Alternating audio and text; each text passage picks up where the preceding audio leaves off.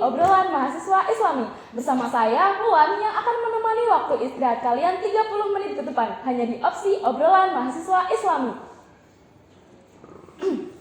Sobat Opsi, saat ini pakaian bukan lagi hanya sebagai kebutuhan pokok saja, tapi menjadi tren yang banyak diminati oleh banyak orang, terutama bagi muslim dan muslimah yang ada di seluruh belahan dunia tak terkecuali Indonesia. Namun, berbagai tren mengenai pakaian muslim dan muslimah seringkali menimbulkan pro dan kontra di kalangan masyarakat. Hal ini tentu menarik untuk dibahas. Namun, aku nggak akan sendiri. Kali ini kita sudah ditemani oleh dua narasumber kita. Yang pertama ada Mas Faldo dan yang sebelah sana ada Mas Hakim. Saya ucapkan selamat datang di Opsi ya Mas. Oke, gimana nih kabarnya Mas Faldo sama Mas Hakim? Alhamdulillah, baik. Nah, sebelum kita bincang-bincang santai mengenai segmen outfit dan agama kali ini, kita enaknya kenalan dulu ya sama kedua host kita, kedua narasumber kita maksudnya. Mau tanya nih Mas Faldo sama Mas Hakim, kalian itu dari mana sih? Kalau saya asalnya dari Jakarta, lahir tapi di Solo. Lahirnya di Solo. Yeah. Kalau Mas Hakim? Kalau saya dari Tegal, tapi kecilnya di Jakarta. Kecilnya di Jakarta. Iya. Kalian berdua ini mahasiswa aktif? Kalau saya enggak. Kalau Mas Faldo enggak? Kalau Mas Hakim? Ya bisa dibilang setengah-setengah. Berarti di sini tuh kalian perantauan ya hitungannya? Iya, benar. Ya, Perantauan. Oke. Terus tinggal bareng enggak atau beda tempat? Kebetulan kami tinggal bareng. Oke. Gitu. Nah, Mas Faldo sama Mas Hakim, Ulan mau tanya nih, Sobat Opsi seringkali tuh merasa bingung nih ketika memilih outfit, terutama cowok, bingung nih milih outfit yang kekinian tapi masih sopan tuh dipakai buat berkuliah, bekerja. Nah, kalau dari Mas Faldo dan Mas Hakim sendiri ada nggak sih tips cara memilih outfit yang kekinian tapi masih sopan untuk cowok? Kalau menurut saya dilihat dari ini ya,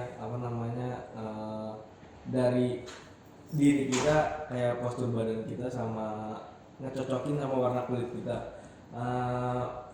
Saya kadang suka iri sama orang yang putih tinggi gitu. Itu orang yang bisa pakai outfit apa aja gitu, meskipun ya kayak agak aneh tapi cocok aja, apalagi buat yang sopan gitu, itu udah pasti bisa.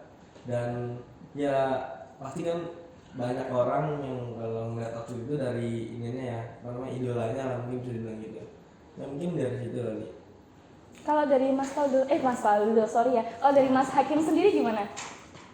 Kalau 6 versinya tadi ya, tips. Kalau saya sendiri sih gimana ya? Kadang-kadang mood-moodan kalau saya sendiri ya. Kadang ya juga lihat ini pengen begini, tergantung tren juga sih.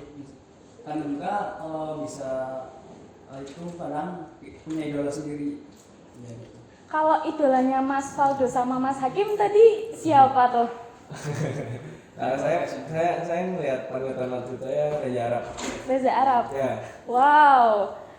Style yang Reza Arab itu yang pakai kaos oversize gitu bukan sih? Oh iya. Kalau dari Mas Hakim sendiri? Kalau dari saya sendiri sih lebih ke ini ya, namanya sahabat tadi Habib Hasan. Habib Hussein. Oh, Habib Hussein. Ya. Hussein Basyaiban bukan? Bukan. Salah satunya Habib Hasan Ja'far. Oh iya. Ja'far. Apa tuh yang Mas Hakim ikutin dari Habib Hasan? Kalau saya sendiri tuh ya karena pakaiannya tuh sopan dan membawa agama gitu loh. Nah saya suka itu. Ya kayak pakaian baju koko atau kemeja, nah dipakai celana-celana yang kayak cupas lah, yang perpaduan warna yang bagus gitu. Saya suka itu. Oke. Untuk kalian berdua sendiri nih, biasanya kalau kita mau kenalan sama orang lain itu salah satu yang diperhatikan tuh juga apa yang dipakai orang lain. Katanya apa yang dipakai orang lain itu mencerminkan dari sifat orang tersebut. Iya, nah, kalau kalian setuju nggak? Enggak sih, kalau saya sendiri nggak setuju karena kan ada peribahasa ya, don't judge book by cover gitu. Ya nggak bagus aja kalau melihat orang cuma dari penampilannya, nggak dari dalamnya gitu. Kalau dari Mas Hakim? Kalau saya sih ya setuju juga sama Mas Waldo. Tapi ya kebanyakan juga ya orang sekarang ya emang gitu sih, malah dari covernya saja, nggak dari belakangnya.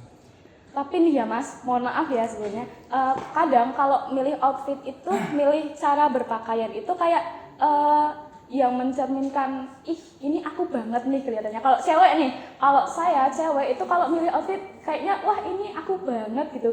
Kadang kalau milih pakaian yang nggak selera saya, misal beda warna pun dengan model yang sama, itu saya merasa kurang cocok. Nah itu kalau cowok ada perbedaan nggak? Kalau cowok untuk warna atau apa ya gitu kayak pilihan gitu kayaknya enggak deh, karena kebanyakan pakaian cowok ya warna hitam semua. Sih ya. Ya warna hitam semua, jadi kayak ya udah nggak perlu ribet, dan baju saya rata-rata hitam. Juga kemeja putih. Terus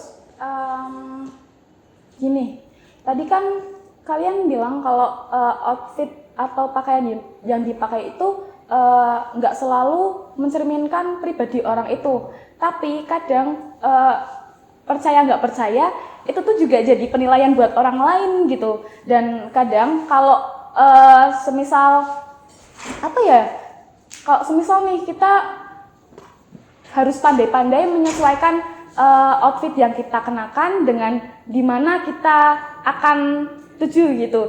Nah kalau cowok sendiri itu kan biasanya dinilai orang-orang sebagai ya udah pakaiannya item-item aja, kaos sama celana aja cukup. Nah sebenarnya sepeduli apa sih cowok dengan fashion atau style gitu?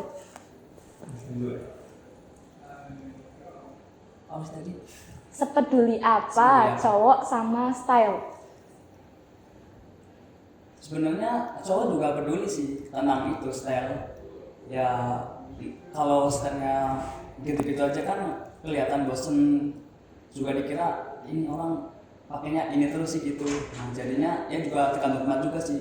Misalnya lomba kuliah kan ya kita pakai meja gitu, pakai dalamannya ya sopan gitu, pakai celana sopan. Nah beda juga kalau kita misalnya nih kita kan ada kondangan gitu kan ya pasti kan pakai batik gitu.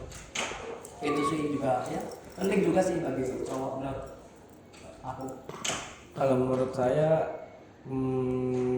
penting pakaian buat apa yang dituju mau kemana gitu. Karena apa ya, kita nggak bisa pakai sembarangan pakaian. Semisal kita mau sholat tapi pakai celana keluar kan nggak mungkin banget dong. Minimal ya celana panjang lah meskipun nggak ada sarung gitu. Jadi ya penting aja bagi saya gitu. Oke, jadi kesimpulan dengan pembahasan kita kali ini bahwa dimanapun kita berada kita harus menyesuaikan apa yang kita kenakan gitu ya.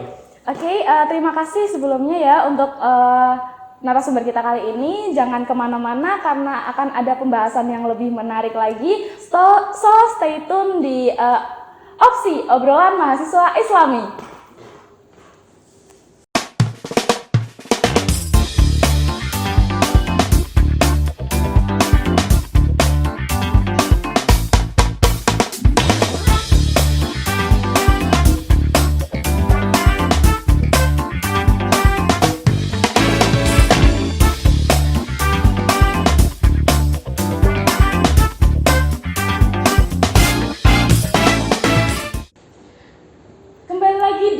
Obrolan mahasiswa Islami bersama dengan dua narasumber kita yang tadi udah ngobrol-ngobrol ya, yang saat ini tentunya dengan pembahasan yang berbeda yaitu tentang tips berteman ala anak perantauan.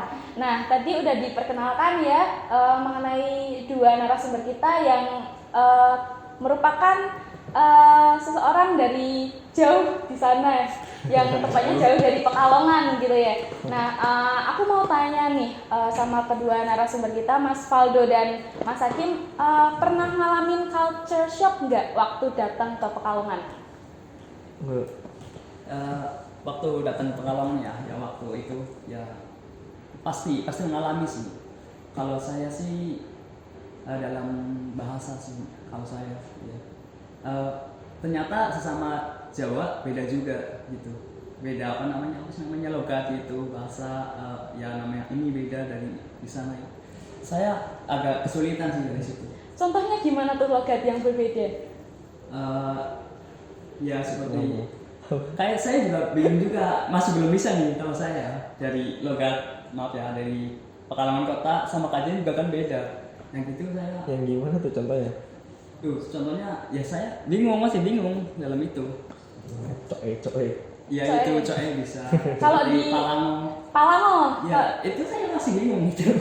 Kalau di tempatnya Mas Hakim apa Palango tuh? Ya itu tadinya apa sih artinya? Palango tuh Tuh kan saya juga nggak tahu. apa ya? Ya kan? Palango tuh apa ya? Kayak Itu opsi Palango. gitu, bukan kayak pilihan. Palango nggawa iki sih kayak Cadangan. cadangan kayak jaga-jaga. Palango tuh jaga-jaga, iya. Yang Tegal apa? Kali Tegal apa tuh? Ya cadangan gitu. Sama. Apanya? Ya gitu artinya kan? Ya, Kalau cadangan gitu. kalau itu manjing, manjing itu Tegal bukan? Iya. Tegal. Kalau di sini Itu kan artinya masuk. kalau di sini tuh apa ya? Kalau masuk tuh Masuk. ya masuk aja gitu. Iya kalau di Tegal anjing. Kalau Tegal manjing. Nah kalau dari ini yang dari Jakarta gimana tuh? Ngalamin culture shock gak pas datang ke Pekalongan? Oh sudah jelas ya, dari lingkungan, bahasa, ya hampir semuanya mungkin. Kayak semisal di Jakarta tuh jam 10, kayak di sini jam 7 atau iya jam 7-an. Jadi kayak masih rame gitu, dan kayak di sini jam 8 apa jam 9 tuh udah sepi banget. Makanya kayak saya kaget gitu. Apalagi lingkungannya yang kayak saya di sana berisik, kalau misalkan nongkrong sampai malam ya berisik gitu. Yang nggak apa-apa, kayak ya udah masing-masing gitu. Tapi di sini ya beda aja, ada warga atau ini yang bilangin, kan sampai diomelin. Saya pernah gitu pas saya tinggal di rumah teman saya gitu. Dan bahasa mungkin salah satunya, karena gimana ya, kan meskipun saya lahir di Solo kan juga bahasa Solo sama bahasa sini beda ya. Kayak mungkin bisa dibilang bahasa Solo lebih halus dibanding di sini, dan ya bikin saya bingung aja gitu. Meskipun kadang saya ada yang ngerti, ada yang enggak gitu ya, tapi di situ bisa bikin nambah dengan saya baru gitu, bahasa baru gitu, pengalaman baru. Oke, nah kalau dari pengalamanku sendiri nih, kan aku Ya. pernah jalan-jalan ke luar kota. Nah itu yang paling buat aku beda tuh makanannya. Kayak kalau di Pekalongan ini kayak rempah-rempahnya tuh lebih pedas, cenderung gurih pedas. Sedangkan kalau misal di Jogja atau di daerah mana itu ya, pokoknya makanannya itu identik manis. Iya, gitu. agak manis ya? Agak manis. Nah itu kalau kalian sendiri ngalamin nggak kayak perbedaan makan, terus ngakibatin kalian nggak mood makan di sini gitu, ngalamin gitu nggak? Kalau saya untuk makan kayaknya enggak deh, karena ya semua makanan saya masuk aja, kayak ya udah enak aja. Paling untuk cari makan ya di sini ya nggak sebebas atau nggak apa ya, kayak lebih banyak pilihan tuh di Jakarta dibanding di sini. Kayak di sini paling selama makan apa ya, ayam geprek dong rata-rata ya. Iya. Ya mungkin gitu aja. Kalau dari Mas Hakim? Kalau saya sih ya juga enggak. Ya semua makanan masuk. Tapi saya agak kurang ini sih, apa namanya, pedas. Nggak suka pedas gitu. Ya. Nah kalau di staycation atau liburan-liburan gitu kan biasanya nih kalau di kota-kota besar kan kayak gitu tuh gampang banget ditemuin gitu ya. Kalau di Pekalongan sendiri kan cenderung masih banyak desa-desa, atau paling mentok di Petung Kriono. Kalian udah pernah ke Petung Kriono belum? Sudah. Udah. Sudah. Waktu Sudah. itu mana ya? Iya, Kita Kemana tuh? Sama apa Ke namanya? Black Canyon itu Iya. ya terjunnya. Bagus nggak menurut kalian? Iya bagus. Bagus ya? Karena ya mungkin bedanya di Jakarta kan, di Jakarta nggak ada sawat, lagi view pegunungan gitu, lagi air terjun gitu, nggak ada. Bahkan laut aja di sana butek kayak got air got itu jalan. Masa? Oh iya. Gitu, iya, makanya kayak ya bagus aja gitu. Mungkin itu salah satu yang bikin saya nyaman di sini kali, dari suasana. Ya, gitu. Kalau dari Mas Hakim sendiri gimana? pengalaman Apa? jalan-jalan di Pekalongan? Ya kalau paling ini sih ya sama di Betung tadi kan kita apa namanya satu kontrakan itu sih ya karena udah liburan kita ngadain apa namanya camp ya Iya, bareng camp ya bareng. biar chemistry-nya dapat gitu. Oke. Nah, tadi udah bahas tentang mereka yang anak perantauan di sini. Nah, sekarang kita mau bahas di lingkungan sosialnya nih. Ada yang masih kuliah dan udah ada yang bekerja mungkin di sini ya. Nah, aku mau tanya, waktu kalian mengalami culture shock yang mungkin udah hampir berbulan-bulan yang ngalamin itu atau sebentar doang tuh ngalamin culture shock? Kalau saya cuma 2 bulan sih, habis itu udah alhamdulillah udah bisa beradaptasi gitu. Kalau Mas Hakim? Saya sih paling sebulan kurang lah. Nah, itu kan ngalamin culture shock tuh. Nah, itu kan pasti berimbas ke sosial juga kan, gimana kalian pasti setiap hari itu bertemu orang baru. Nah, kan biasanya nih kalau kita bertemu orang baru kan kenalan atau ya sekedar nambah teman gitu. Nah, kalian ngalamin kesusahan nggak sih buat berteman sama anak-anak di sini? Oh ya itu yang bikin saya rada kaget kali mungkin atau baru tahu gitu. Di sini sama di sana tuh beda untuk kenalan gitu. Misalkan di Jakarta, saya kenal sama temen saya gitu.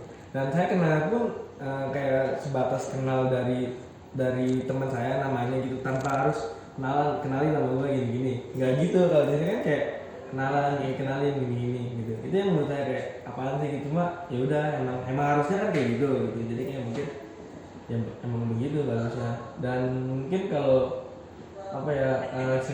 untuk lingkungan kayak setiap lembaran baru itu yang bikin saya energi saya terkuras gitu, kayak bikin capek aja gitu, harus ini lagi gini Wah, lagi. Mas Valdo ini tipe introvert berarti ya? Mengulangi kejadian yang sama gitu lagi kan, ya udah kayak capek tapi udah biasa kalau gitu. Kalau Mas Hakim sendiri gimana? Kalau saya sih kalau mau berteman ya saya jujur orangnya akrab gitu, apalagi sama cewek. Supaya saya itu akrab sama ya itu orang baru, ya minimal ada momen lah, ya ada ya seperti kerja kelompok di luar atau ada jalan-jalan bareng-bareng gitu. Nanti ya itu biasanya saya akhirnya di situ. Kalau misal sekali ketemu saya masih nggak bisa, apalagi ya saya orangnya susah cari topik pembicaraan gitu loh, jadi susah. Aku jadi bingung nih, kalian berdua kan agak kesusahan nih buat ngobrol sama orang lain. Terus gimana kalian bisa temenan? Awalnya gimana tuh kalau kalian sama-sama enggak? Maksudnya bukan orang yang gampang memulai obrolan dengan orang baru gitu. Gimana tuh cerita kalian? Kan kita ngontrak 8 orang. Itu sebelum kontrakan saya ditinggal sama teman saya yang dari Jakarta juga, namanya Bintang, di rumah Alvin, temen saya juga dari Jakarta yang kebetulan punya rumah di sini. Saya tinggal di rumahnya dia di sini nih, apa namanya dia saya lupa di sini. Nah di situ ada momen dimana waktu itu saya sekelas sama Muajiza namanya, satu jurusan sama saya tuh. Dia main ke situ 2 hari menginap. Nah pas itu kan awal kuliah, itu pas awal semester 3. Jadi dia mau pulang, terus ngajak sekalian main jalan-jalan ke Guci. Tahu rumahnya kan dekat Guci. Dan saya kebetulan kayak gabut juga mau ngapain, bingung. Kira ikut lah jalan-jalan ke rumah dia. Terus itu dikenal lah sama temennya, dan ternyata temennya juga temen satu jurusan juga, Sahil gitu. Ya nambah si Sahil. Itu nggak lama dipanggil lagi. Nah namanya Rizal Marzuki gitu. Ya gitu kayak bener-bener entah secara kebetulan atau gimana ya bisa kenal aja gitu. Itu berlima akhirnya. Dan saya kan sebelumnya belum kenal sama dia. Belum. Kami berlima ini yang di sana, saya, Bintang, Rizal Marzuki, Muajizan sama Sahil ini main kontrak bareng 5. Dan ternyata Muajizan Sahil nih mau ngajak si Hakim ini, saya nggak tahu gitu. ngajak hakim ini, kan saya bilang kan ya udah apa biar buat tambahin biaya aja lah biar lebih murah gitu. Jadi kayak ya udah nggak apa, kira 6 orang lah, dan kan saya 8 orang. Dan setelah udah nyari kita 6 orang nyari kontrakan di daerah kota, dulu masih di kota karena kan masih di kota ya. Iya, Nyari akhirnya dapet di Kuripan. Dan itu kamar 3, mungkin satu kamar 2 orang, dan saya mikir kan itu masih luas ya, gede, jadi kayak ini masih kurang orang, masih 2 orang masih cukup gitu. Nah kira saya nggak sengaja lagi ketemu sama teman saya juga yang satu jurusan juga namanya Musyapa. Ketemunya bukan ketemu ya, mungkin ngobrolnya ngajakin joinnya dari game kayak mabar gitu. Pertama mabar kan saya emang sebelum sering mabar sama dia, kira mabar nanya dia, lo kapan kesini ke Pekalongan? Tuh nggak pernah ke Pekalongan nih gitu. Saya nanti masih bingung mau tinggal di mana, kata dia gitu. Ya udah kesempatan dong, kayak buat ngajakin, ya udah lu join sini aja, di sini kita udah ada 7 orang, ada 6 orang nih gini. Kira mau lah dia nambah tuh 7 orang. Satu lagi? Iya, keesokannya saya main ke rumah teman saya juga, namanya Muji, satu jurusan juga sama saya. Itu waktu lagi main apa gitu, bakar-bakaran atau apa lah gitu ke dia. Di mana malam itu kayak lagi happy, terus si Majizan lagi manggil temennya Kating. Iya, Kating namanya Mahdi. Anak Ilmadis dia. Kan semester berapa? Semester berapa tadi? 9 sekarang. Semester tua ya. Iya, setelah itu dan dari situ mungkin karena first impression kayak dia nganggapnya kita baik, sama baik gitu, kayak asik juga, nyambung juga, frekuensi juga, jadi udah akhirnya kita berlapan, dia juga mau join, akhirnya kita berlapan ngontrak bareng itu. Oke, cerita yang cukup menarik ya. Tapi kalian berdua ini termasuk orang yang cuek nggak sih sama lingkungan sosial gitu?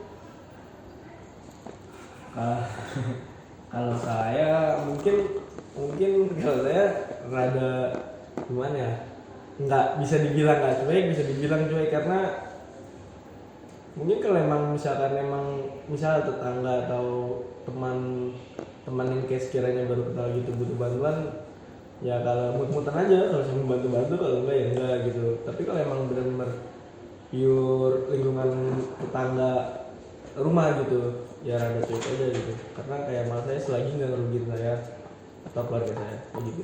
Kalau dari Mas Hakim sendiri termasuk orang yang cuek nggak sama ya udah banyak teman atau sedikit teman ya udah nggak peduli gitu? Sebenarnya sih saya nggak cuek ya.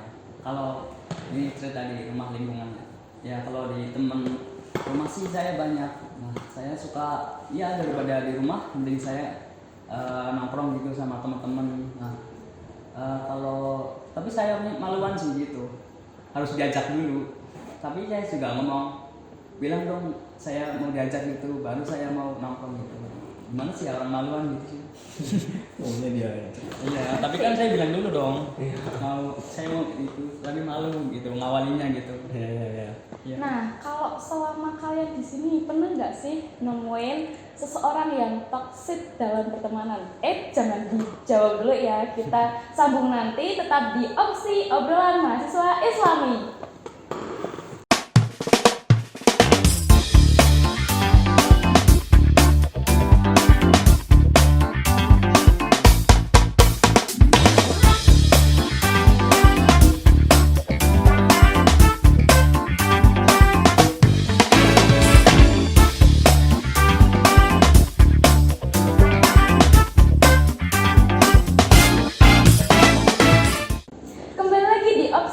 Mahasiswa Islami. Nah, kali ini kita bakal bahas tentang toxic friendship. Nah, mau tanya nih, kenapa kok udah ketawa duluan? Aku mau tanya, kalau dari kalian tahu gak sih toxic friendship itu apa? Menurut saya sih hubungan antar teman yang kurang baik sih, ya cenderung ke arah negatif gitu, mempengaruhi sesama teman. Kalau dari Mas Faldo gimana? Setuju juga sama yang dibilang Mas Hakim, cuma lebih kayak hubungan teman yang nggak ada timbal baliknya gitu. Ya gitu. Nah, kalau dari kalian kalian pernah punya pengalaman dengan seseorang yang toksik dalam pertemanan nggak? Waduh. Gimana nih kok lempar-lemparan dari Mas Faldo dulu deh.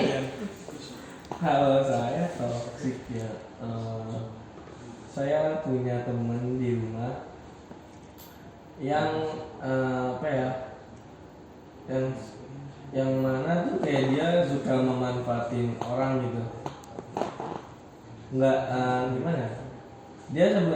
Mungkin dia bisa dibilang katanya mau ngehemat buat dirinya, tapi yang ngerugiin orang lain gitu, dan itu berkelanjutan dulu gitu. Mungkin dia kalau misal contohnya kayak dia mau makan atau mau beli apa gitu ya, nitip lah gitu, bahasanya nitip ke orang itu, dan ya nggak diganti-ganti kayak duit nitipnya gitu, dan itu berkelanjutan dulu, dan menurut saya itu nggak bagus ya buat ditemenin. Kalau mau dibilangin juga mungkin ini udah sering dibilangin deh dia gitu, cuma ya alasannya itu kayak nggak ada duit, hemat gitu. Cuma kan seharusnya kan kayak gitu ya, kayak lu kan mau hemat di puasa. Bagus. Islami banget. Iya bagus. Kalau Mas Hakim sendiri gimana? Pernah punya pengalaman berteman sama orang yang toksik gak? Tentunya pernah sih. Ya apa namanya, teman yang ini sih, yang mementingkan diri sendiri. Dia itu ya kalau bukan kepentingan dia nggak mau bantu gitu. Ya ada teman saya gitu, dulu kan saya mondok, nah yang di situ, nah teman itu lagi butuh banget tuh, kan kalau di pondok itu bulanan dikirimin ya, nah dia itu kebetulan lagi telat, nah dia itu ya bahasanya minjem duit dulu lah gitu, ya agak banyak sih menurut saya, ya gitu, ini kan lebih penting banget tuh, nah saya pinjemin dulu, nah kebetulan pasti kan saya juga pasti mengalami kesulitan juga dong, nah saya ke teman itu, bro, bahasanya bro, gua nih lagi ya agak kurang ini nih duit, tolong dong, yang kemarin itu saya minta lagi gitu. Temennya itu ya gitu alasannya, dompetnya apa hilang, apa itulah duitnya udah dipakai gitu, udah habis juga gitu, sama-sama habis gitu. Padahal masih ada, kan kebetulan ada kan beda kamar. Nah, temennya itu ada temennya aku lagi, nah dia cerita dia itu padahal baru ini tuh baru ditransfer gitu. Oh iya, emang gimana ya, udah jadi permasalahan umum yang Iya utang sih. tuh biasanya lebih hedon daripada yang diutangin gitu. Nah, ya bener. Betul banget ya. Iya. Iya. Udah pengalaman banget nih kayaknya Mas Faldo sama Mas Hakim. Nah itu kan pasti ngejadiin diri kita tuh yang susah sendiri nih, Iya. yang kayak mau apa-apa jadi nggak enak gitu. Nah kalau dari kalian sendiri nih ngatasin toxic friendship itu seperti apa? Kalau saya kan emang dasarnya agak susah dibilangin, ya udah dijauhin aja gitu, kayak emang lebih baik jauhin buat diri kita sendiri, karena kayak toh dia pergi pun nggak ngerugiin kita, bahkan malah nguntungin kita, udah terima dari orang kayak gitu. Kalau emang dia baik mah dia nggak kayak gitu. Kalau dari Mas Hakim gimana? Kalau saya sih ya berani bilang gitu, ya jangan gini, entar saya juga yang rugi gitu. Nah terus juga kita harus ya membatasi lah gitu pada ya teman-teman yang toxic gitu, lebih ke membatasi gitu. Nah, tadi kan dari kalian pengalaman toksiknya itu seputar yang berhubungan dengan materi gitu. Yeah. Kalau dari misal ngadu domba atau suka ngomong gimana ya, kayak Buka dua. bermuka dua gitu, itu kalian pernah nemuin nggak orang-orang kayak gitu? Pernah banget. Makan mungkin sering kali ya, kayak ketika saya lagi cerita tentang saya nih ke dia, mungkin ngegibah kali ya, kayak ngebat tentang ini ke dia, dan ternyata dia juga nyampein gini, bahkan nyampeinnya lebih jelek, dan sebaliknya pun gitu, kayak yang dia nih cerita ke ini dan dia nyampein saya gini jelek, dan ya udah, kalau saya mikir gitu kayak ya udah mending kayak diem aja gitu, nggak usah di ini ladenin, kayak udah jauhin aja gitu. Kalau dari Mas Hakim? Ada sih yang apa namanya, bukan dua ya ada ya, teman saya itu kan apa ya ada hubungan percintaan gitulah. Nah dia itu ibaratnya sebagai apa sih, kanan kiri apa sebenarnya penyampai gitu, tapi dia itu Kurir. kurir, tapi dia itu kayak gimana ya, bilangnya nggak sesuai apa yang dibilang gitu loh, ya agak sedikit menjelekan gitulah, merendahkan gitu, ada pengalaman gitu. Nah, dari kalian sendiri punya tips and trick gak gimana supaya kita tuh nggak terjerumus sama hubungan pertemanan yang toksik? Kalau saya sendiri apa ya? Mungkin punya batasan tersendiri dalam pertemanan ya, kayak kita tahu batasan apa yang harus kita lakuin, kayak ini buat teman bagus apa enggak, atau ini baik apa buruknya gitu. Jadi ya kita sadar bahwa atau kan yang ngerti diri kita sendiri kan ya udah diri kita, bukan orang lain. Bahkan teman atau sahabat pun ya nggak bakal ngerti gitu. Udah gitu kayak tahu batasannya gitu ya. Kalau dari Mas Hakim? Kalau dari saya sih agak nggak terjerumus ya. Ya itu sih tadi apa, jaga jarak, ya. Jaga jarak gitu. Ya bahasanya bukan pilih-pilih teman sih, ya emang kita harus ya itu cari teman yang lebih bagus lagi. Nah, kalau dari aku nih ya, pengalaman dari aku sendiri yang aku tuh juga pernah ngalamin yang namanya toxic friendship, di mana aku udah masuk di sebuah circle, tapi aku tuh ngerasa kayak kurang dihargai, kurang diapresiasi. Nah, itu kadang kalau dari cewek sendiri nih, kalau dari cewek tuh kadang mau keluar dari hubungan itu tuh kayak susah gitu, kayak gampang nggak enakannya. Nah, kalau dari kalian ada tips nggak buat aku supaya ini tuh harus dijauhin gitu? Tipsnya mungkin satu doang sih, jangan jadi orang gak enakan, karena nggak selamanya kita gak enakan sama orang itu juga gak enakan sama kita gitu. Kayak ya udah, lebih mendingin diri sendiri dulu aja dibanding mendingin orang lain gitu. Ya diutamain diri sendiri dulu baru orang lain gitu. Kalau dari Mas Hakim, pendapat gak? Siap sih, mendapat sih. Terus ya kita harus berani juga, berani mengambil langkah untuk kedepannya. Ya kan untuk diri kita sendiri juga ya akan lebih baik lagi sih. Intinya tuh harus kita berani. Nah, sobat opsi gitu ya. Jadi jangan takut buat menghindari pertemanan yang toksik. Nah, pembahasan tadi juga menjadi penutup dalam bincang-bincang kita kali ini. Terima kasih kepada dua narasumber kita. Sekian opsi pada segmen kali ini. Saya Wulan pamit undur diri. Wassalamualaikum warahmatullahi wabarakatuh.